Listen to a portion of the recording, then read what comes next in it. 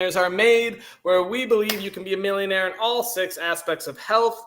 And we believe those are your physical health, your mental health, your social health, spiritual health, financial health, and your intellectual health. Today, our episode is on your mental health, specifically using social media. Big topic right now. Lots of studies and data going into it. Is social media good? Is it bad? I don't know. We'll find out. Millionaires Are Made is the show built on the fundamental belief that every person you meet knows something that you don't, and that there's something to be learned from everyone. We've got 3 awesome guests today that are going to give you a little piece of advice. If you like what they say, make sure you go follow them on Insta, send them a message on Facebook, and connect with them and learn. In the spirit of authenticity and to eliminate all bias or any persuasion, I never meet or know my guests until about 15 minutes before the show. So when they give you their tip, that is directly from them and their life experience with no bias or persuasion from me, which is pretty cool. And that's how we like to do it here. Today, we've got 2 sponsors. First off, I will introduce this awesome product. It's called InstaFarm. It automatically and uses AI to grow all your microgreen needs inside your house. It's got broccoli, kale, just about everything. I just started it this morning, so it's going to be awesome. You'll get to see within 7 days I'll be harvesting. So next episode, I might have a pair of scissors there harvesting away.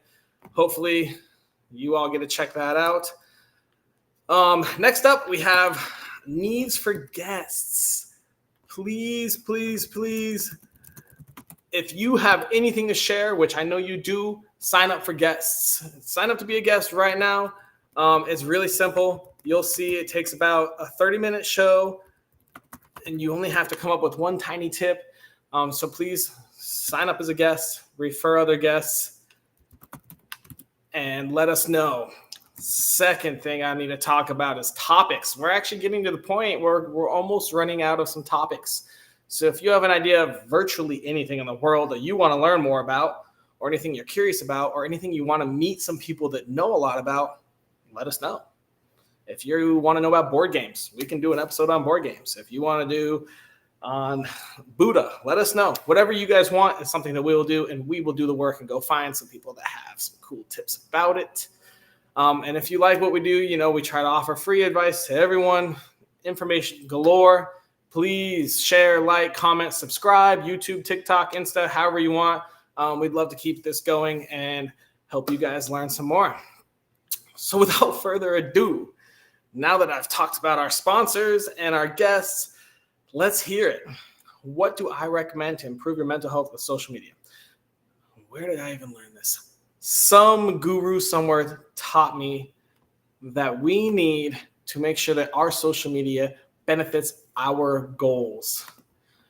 So when you see someone post something on your feed negative or whiny or not aligned with your goals, it's really easy to do one of 3 things.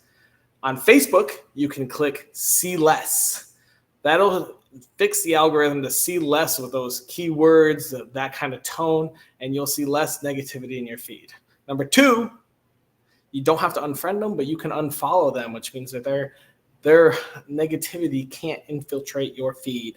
And number 3, we'll learn more about this in just a second, but stay off it. Social media can definitely do as much harm as it can good. So if you're falling into the trap that your mental health is not doing so well, then you may have too much social media and you're going to have to lay off it some. So without further ado, we're going to bring out our first guest, Marianne here. Hey, Marianne, Hello. how you doing today? Great. How about you? I'm doing awesome. It's a rainy day in paradise. Let me ask you, who are you? So my name is Marianne Stenquist. I am a spending coach. I teach people how to become unshoppable, how to end overspending by learning why we shop and how to stop. So that's kind of my passion in life, and I love everything about it. I feel like we're being sold to constantly, and we need to become empowered to stop spending before it happens and not be at the whim and mercy of just whatever we see on social media, because social media has become quite the advertising marketing platform. So and I have a course called Become Unshoppable. The beta course is launching.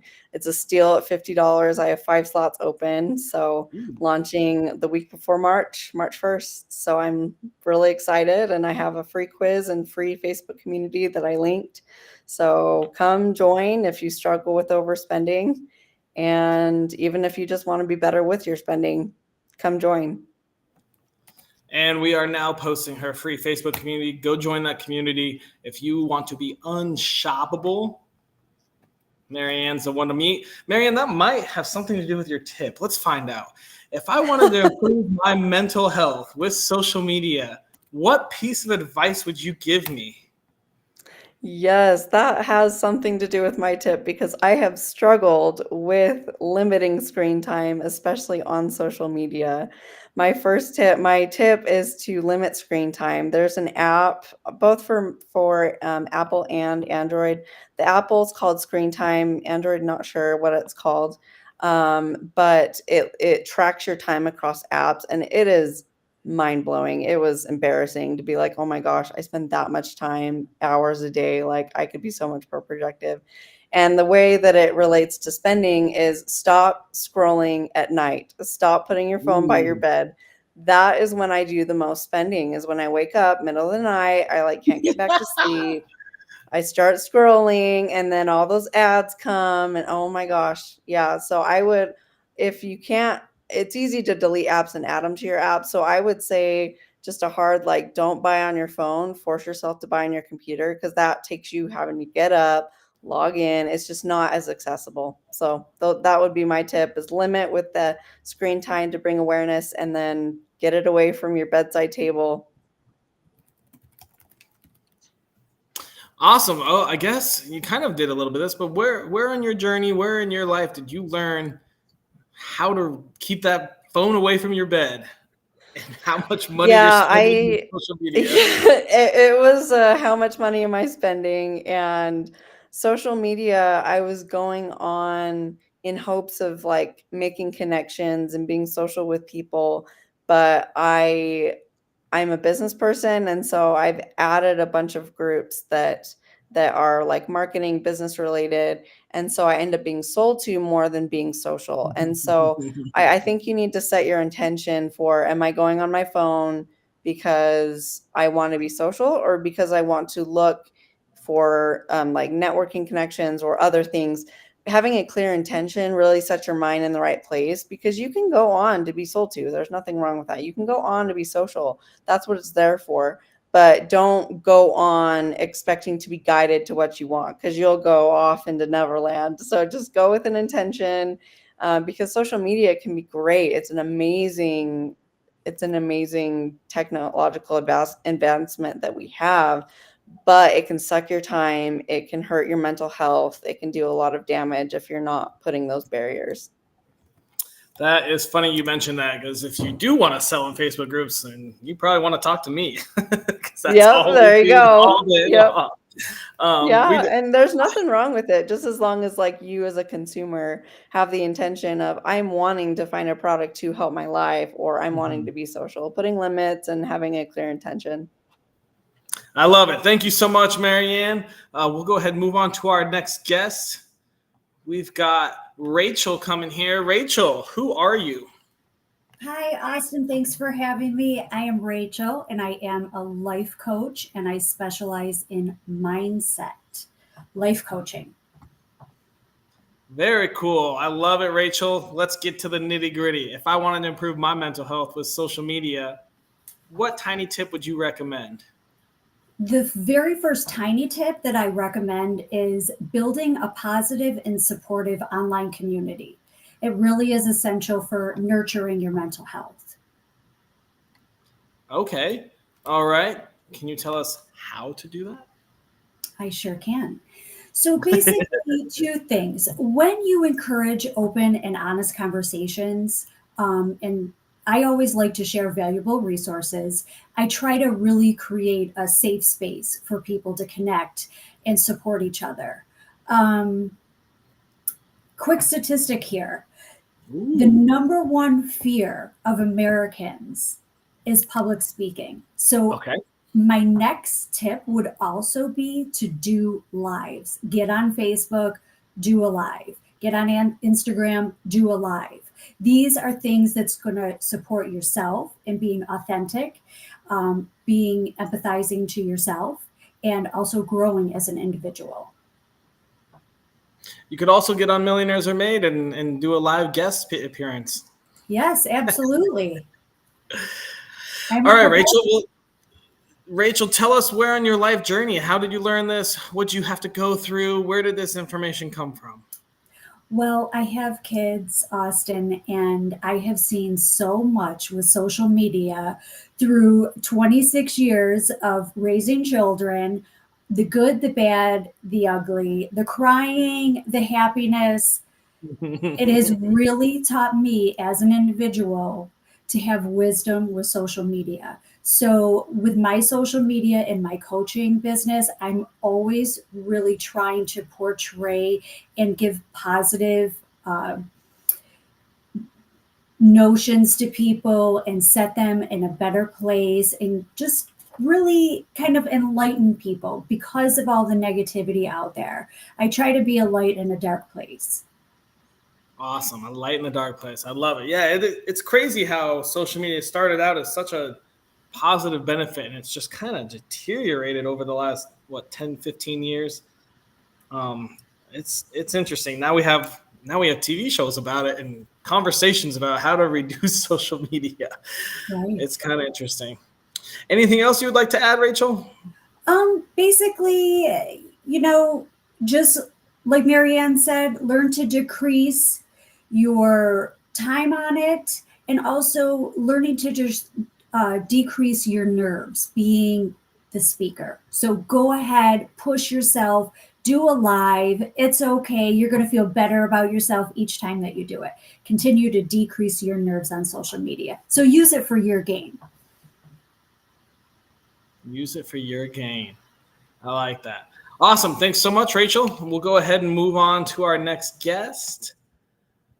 Jenn, how are you doing today? I'm pretty good, Austin. How are you? I'm doing great. Can you tell me who are you? Sure. I'm Jenn. I'm a resilience coach. I help people build their proactive resilience in our turbulent world. I'm a mom. I'm a wife. I'm a 2-time kidney transplant recipient and a caregiver to my daughter who has a low-grade brain tumor. So I'm busy. Yeah. All right. Tell us what prosilience is. Prosilience exactly. is proactive plus resilience equals prosilience. So it's taking a look at how we can bring people to their resilient baseline, and then also prepare you to face life's challenges as they come at you. And resilience isn't something that you have or don't have. We have seeds of resilience within us, and we can grow those. And then we can learn how to, by a step-by-step framework, apply them as we're facing challenges, whether they're good or bad or even adversity. Very cool. Okay. Well, let me ask you this. If I wanted to improve my mental health with some social media, what tiny piece of advice would you give me? It's similar to what your other two guests have mentioned. It's one, being mindful and really being intentional about what you ingest when you're partaking in social media.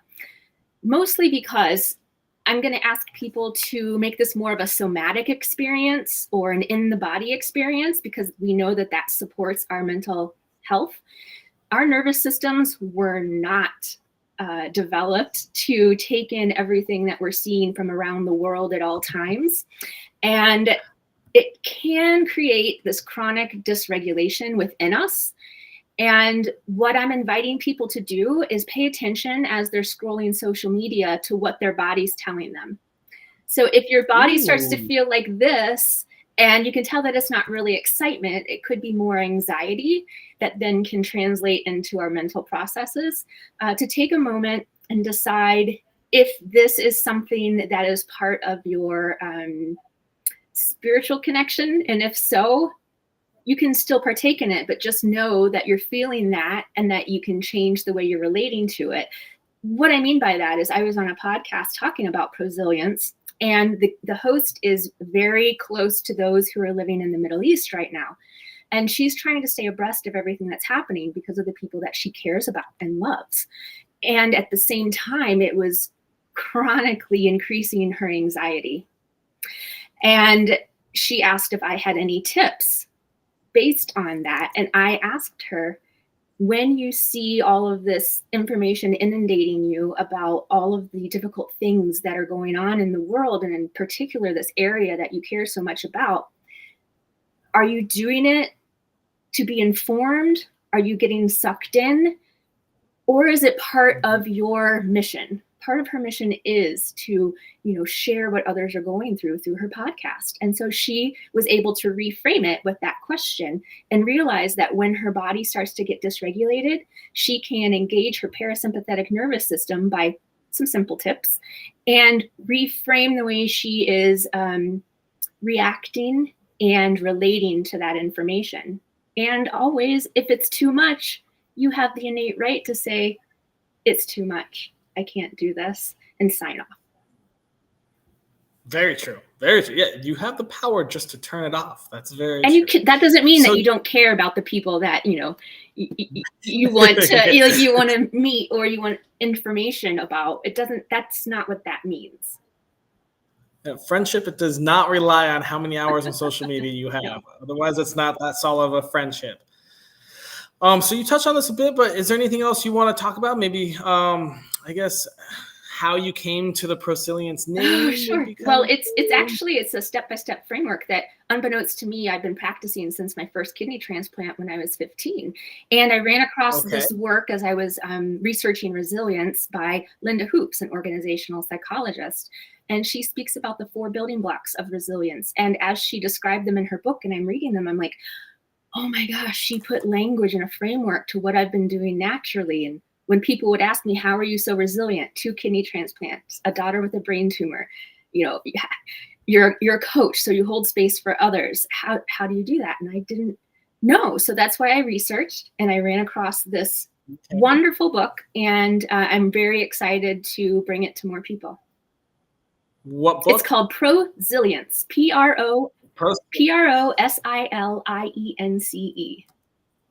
Do you know who the author is? I sure do. Her name is Linda Hoops, Hoopes.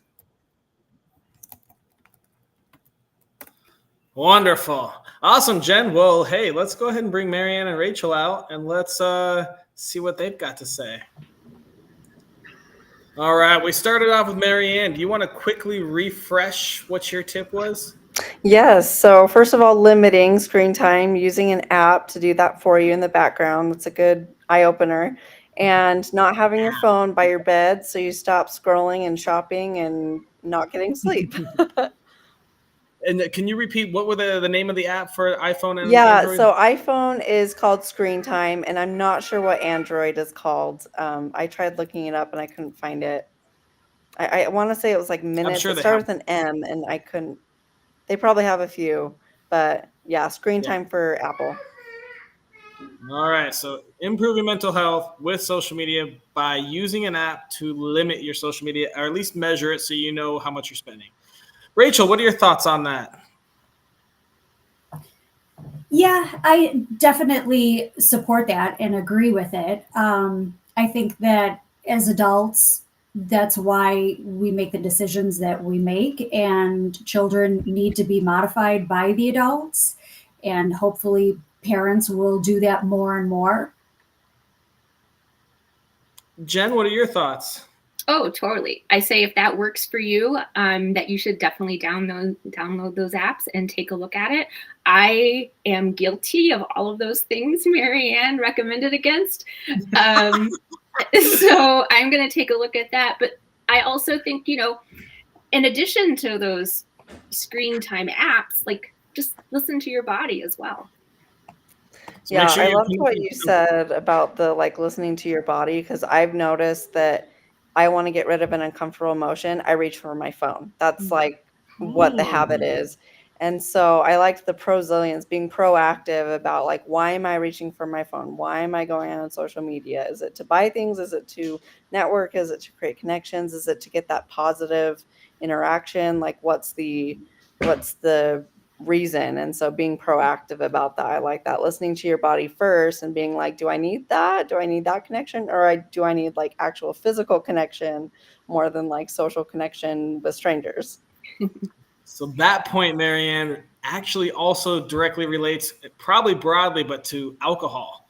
Why do I want to grab this drink? Why do I think I need this wine? So in a previous show, we talked about that a lot. It was actually a show on partying that 2 of the guests were sober like me. So that was kind of interesting. But that's a great And point. it relates, to every aspect, every addiction. For me, as a spending coach, it's shopping addiction, and that's what I notice in my own tendencies. So it's whatever your favorite flavor is, shopping, drinking, whatever. It's what's the intention, and recognizing what you're feeling.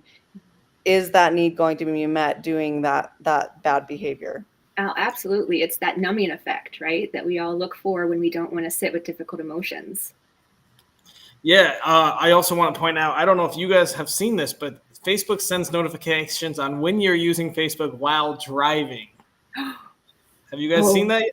No, thankfully I don't do that. Use Facebook.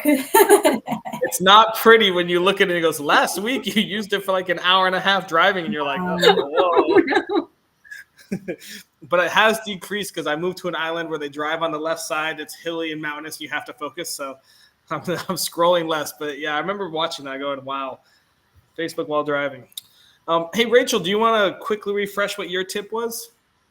Yeah, so I had a couple tips, but my tip that would be unique outside of what the group has already mentioned is use it as a growth tool. So go on, do lives on all the platforms, push yourself to be able to get over your nerves and the physical parts that scare you, essentially. So use it for yourself. I love that. I love that. Jen, do you want to give us a reaction to that? I mean, yes, I love that. Like, as we're all live right now. Yeah, I know. Like, as an entrepreneur, that's one way that I'm hoping to share and spread my message. Now, I'm also a theater major, so I don't really have a fear of public speaking. But for those who are trying to grow themselves in that way, and it's one of their goals, I mean, I think it's an easy way to do it and to reach out to others. And hopefully, like you had also mentioned, they've already built that supportive community so that the reactions that they receive are constructive and not ones that can tear them down. Yes, I agree with that. Yeah, Rachel, that's awesome. We've kind of had a little bit of a negative tone, at least about like limiting social media. I like that you came through and gave us a nice positive, like just use it to grow. Yeah, I mean, social media can be used to grow. Absolutely. You can learn, you can research, you can do thousands of things. And I think going live is definitely a cool one. I should do it more often. Social media is like I like the you really have to use it the right way. So just be mindful about how you use it. It almost sounds like I like that positive, media coach. Yeah, and like I like the positive spin on it, because really social media is what you make it. It can be a negative thing, it can be a positive thing, it can be whatever you want. You just have to set those intentions and limits yourself so that you can use it to your benefit, to exactly what you need it to be. So whether it's good or bad in your mind, make it what you need and what you want. Like anything in life, look at your activities, what's habitual, and is it okay to be habitual? Like you guys brought up different subjects, addictions and things like that. A lot of people are picking up their phones for no good reason. It's a habit. They just pick it up. There's no real thought behind it. Well, don't do that unless there's an action behind it, right? Put your feet up if you have some relaxed time and be okay in your own skin. Wildly agree. Yeah. Definitely use social media for growth is huge. That's a good point, Rachel. Thank you. Hey, Jen, do you want to refresh what your tip was?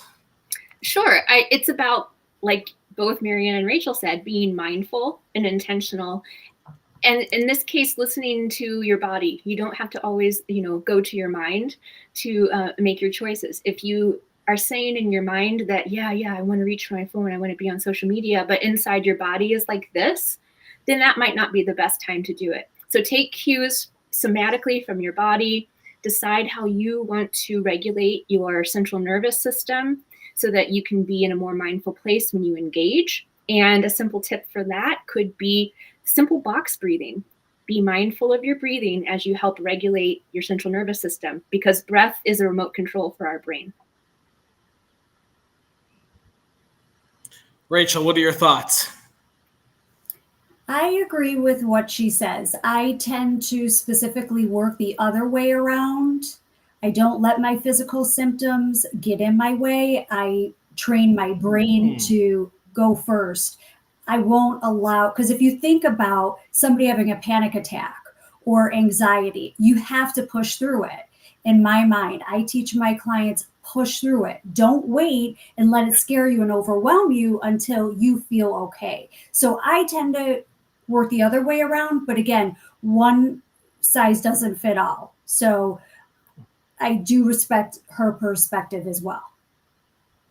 Love it. Thank you so much, Rachel. Marianne, what are your thoughts? I just love everything that's been said. It's what you make it. I like the prosilience, like being proactive about it, not reaching for it per habit. The screen time is really to give you an awareness, but like you need to take control, knowing that awareness, like it doesn't regulate you. Like you need to make those regulations and make it what you want for positive and for growth and social connection. Any last thoughts, anyone? Well, before we go to my favorite I part? love what Marianne just said, because I do share with my clients, awareness is the first step. And that awareness can come from your mind, and that awareness can come from your body. For me, also, awareness comes from energetic exchange. So like Rachel said, find your inroad to your awareness and then make your choices and your forward momentum from there. I love that. Yeah, that's a great point that Rachel and Jen repeated. But yeah, I mean, a lot of this is it's a double-edged sword for your mental health. You can go on social media, you can doom scroll, and you can really, really affect your mental health negatively. But, screen time, paying attention to what's on your feed, going live and like learning and growing is a huge positive that social media has given us. So it's just a matter of figuring out what your positive and what your negative are and trying to keep it all on the positive side. All right, guys, you ready to come up with a daily challenge? Any thoughts so far? Something that takes less than 5 minutes, costs $0, and anyone in the world can do it, from Kathmandu to Fiji, that will improve your mental health with social media.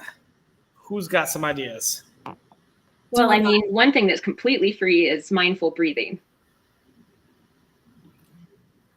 Okay.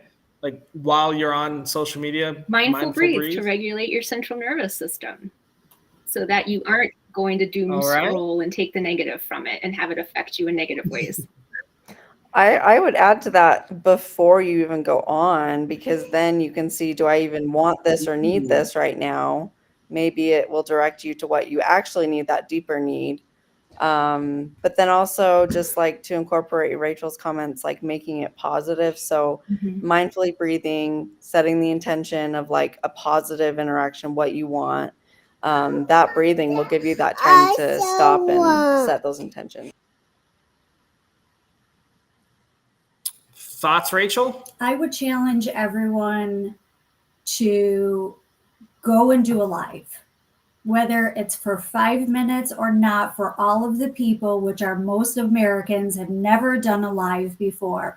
Go on there, talk about what you ate today, talk about what's on your mind or what your dreams are. Just go do it for yourself and say, I did it, and pat yourself on the back. I like that. So let's see if we can do these all together.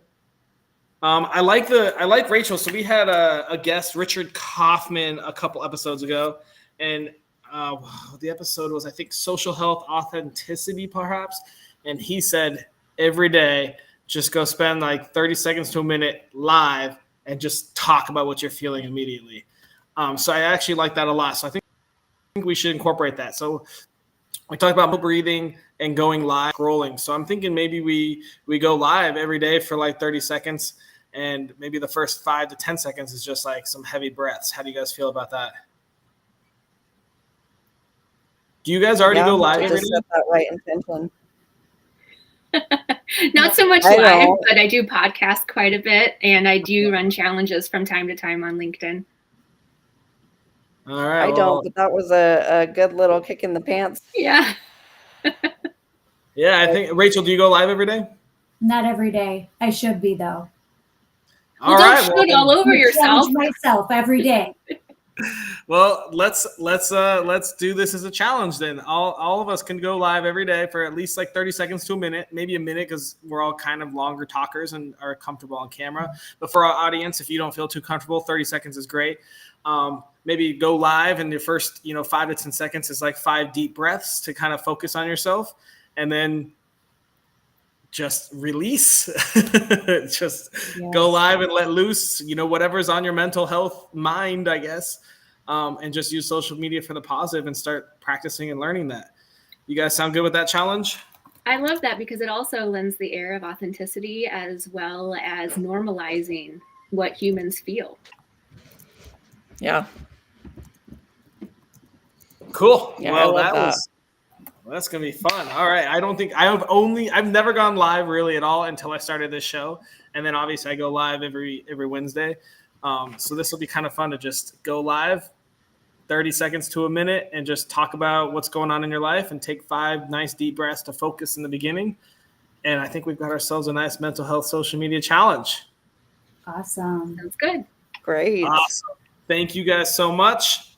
We're going to wrap this show up. Well, I guess that concludes our episode of Millionaires Are Made today. Mental health, social media, and our daily challenge is to take 1 minute and go live on your social media, and start it off with 5 deep breaths to kind of hone in and feel how your body's feeling about it. And that's about it. Hope you guys had a great episode and learned a lot.